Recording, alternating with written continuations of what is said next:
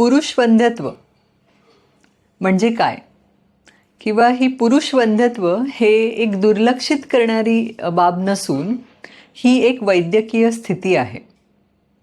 जसे ज्या कपल्सना गर्भधारणा होत नाही त्या कपल्समध्ये 40% कपल्समध्ये ह्या गर्भधारणेचे प्रॉब्लेम्स पुरुषांमध्ये आढळून आलेले आहेत. त्यामुळे असे म्हटले जाते की गर्भधारणेसाठी दोन्ही जोडीदारांची तपासणी करणे अत्यंत महत्त्वाचे ठरते. पुरुषांची तपासणी तशी सुरुवातीला सोपी असते.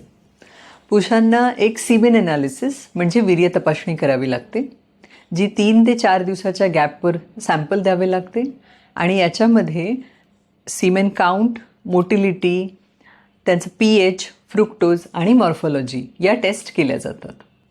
ह्या टेस्ट जर नॉर्मल असतील तर पुढच्या टेस्टची गरज फार कमी होऊन जाते. जर या टेस्टमध्ये प्रॉब्लेम असतील तर पुढच्या टेस्ट केल्या जातात. वंध्यत्वाचे उपचारसुद्धा त्यावेळी ॲडवाईज केले जातात.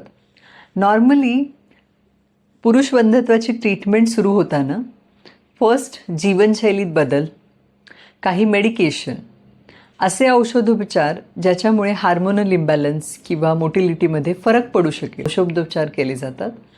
त्याच्यानंतर ट्रीटमेंटमध्ये येतं IUI, ज्यावेळी आपण स्पर्म वॉश करून ते योनी मार्गामध्ये सोडले जातात, किंवा लास्ट उपचार येतो IVF किंवा ICSI, ज्याला आम्ही इंट्रासायटोप्लाझ्मिक स्पर्म इंजेक्शन असे म्हणतो.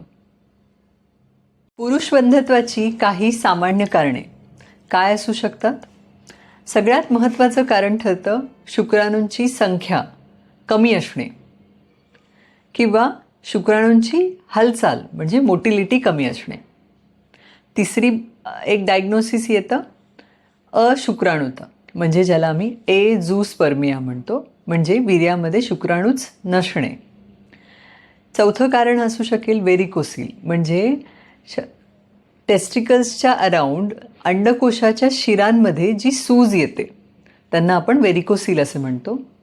काही वेळेस हार्मोनल बिघाड म्हणजे टेस्टोस्टेरॉनची कमी, यामुळेही पुरुषांमध्ये वंध्यत्वाची प्रॉब्लेम येऊ शकतात. संसर्ग किंवा जुन्या आजारांचा विकार याच्यामुळेही कधीकधी प्रेग्नन्सी राहण्यासाठी प्रॉब्लेम्स येऊ शकतात. किंवा अगदी सिम्पल जे स्मोकिंग, धूम्रपान, अल्कोहोल किंवा बॅड लाईफस्टाईल याच्यामुळेही पुरुषांमध्ये वंध्यत्वाचे प्रमाण आढळून येते.